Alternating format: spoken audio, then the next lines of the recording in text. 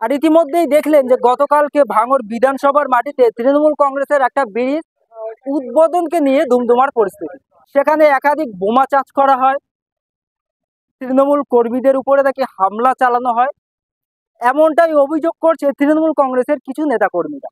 হ্যাঁ, কিন্তু ভাঙড় বিধানসভার মাটিতে একাধিক যারা আইএসএফ নেতাকর্মীরা রয়েছে তাদের মনে একটা ক্ষোভ তৈরি হয়েছে যে ইন্ডিয়ান সেকুলার ফ্রন্ট অর্থাৎ আইএসএফ সবসময় শান্তির বার্তা দিচ্ছে, সবসময় সৌজন্যতার কথা বলছেন, তারা হামলা করবে তৃণমূলকে।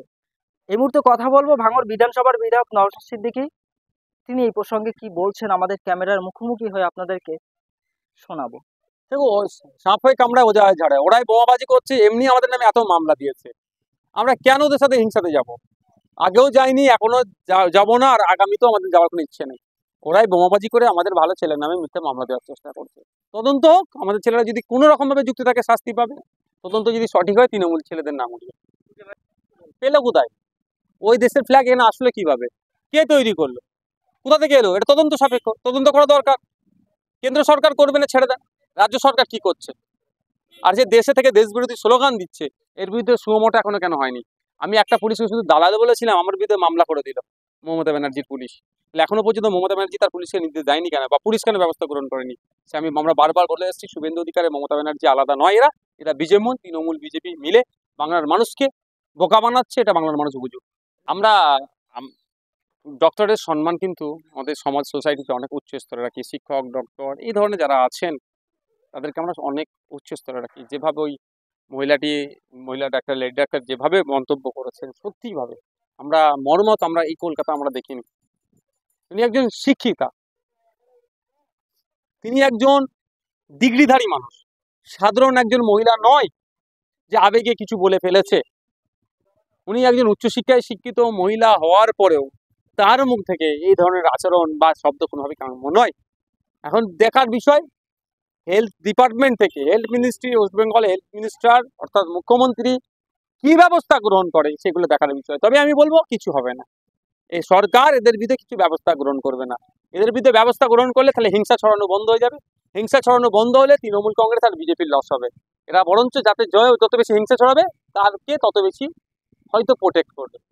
আমরা কাশ্মীরে যে বর্বরচিত সন্ত্রাস আক্রমণ হয়েছিল, যে সন্ত্রাসীদের দ্বারা আমাদের 27 জনের ভাই শহীদ হয়েছেন এবং এক সেনা ভাই শহীদ হয়েছেন, তাদের স্মৃতিতে, এবং আমাদেরই বাড়ির মেয়ে তিলোত্তমাকে যেভাবে তার কর্মক্ষেত্র অর্থাৎ আরজিকর মেডিকেল কলেজে যেভাবে খুন করে ধর্ষণ করানো হলো, তার স্মৃতিতে আমরা আজকে রক্তদান স্মৃতি। দেখুন, ব্যাপারটা হচ্ছে দুর্নীতি করেছে, দুর্নীতি থেকে বাঁচার জন্য বিভিন্ন পন্থা অবলম্বন করছে। যারা বৈধ পন্থা অবলম্বন করে চাকরি পেয়েছে তারা কেন 20,000 টাকা মাইনে বা 25,000 টাকা মাইনে চাকরি করবে? তাদের যে মজুরি যেটা পাওয়া দরকার, তাদের যে স্যালারির যে স্ট্রাকচার আছে, সেগুলো তারা কেন পাবে না? তাহলে দুর্নীতি করার জন্য। আর দ্বিতীয় কথা হচ্ছে, যারা দুর্নীতি করে চাকরি পেলো তারা কেন 20-25,000 টাকা পাবে? এই নিয়ে প্রশ্ন থেকে যাচ্ছে। এর শুধুমাত্র দুর্নীতি থেকে বাঁচার জন্য এগুলো করছে। এতগুলো করতে হয় না, শুধু কারা অবৈধ পন্থা অবলম্বন করে চাকরি পেয়েছে এগুলো ঘোষণা করে দিলেই হয়ে যায়। এই লিস্টটা দিয়ে দিলেই সমস্যা মিটে যায়। এটা দিচ্ছে না কেন? আমি রাজ্য সরকারের মাধ্যমে কেন্দ্র সরকারের কাছে বার্তা পাঠাক, এবং সরাসরি কেন্দ্র সরকারের কাছে, হোম মিনিস্ট্রির কাছে, ফরেন মিনিস্ট্রির কাছে, এবং সর্বোপরি রাজ্যের দেশের প্রধানমন্ত্রীর কাছে আমার আবেদন, অবিলম্বে ফ্ল্যাগ মিটিং করে আমাদের যে বিএসএফ এর কর্তা, আমাদের হুগলি জেলার যে ভাইটি সীমান্ত রক্ষায় নিয়োজিত ছিল, ভুলক্রমে অনিচ্ছাকৃতভাবে সীমান্ত পারে যে চলে গেছে, তাকে দ্রুততার সাথে ফিরিয়ে নিয়ে আসা হোক।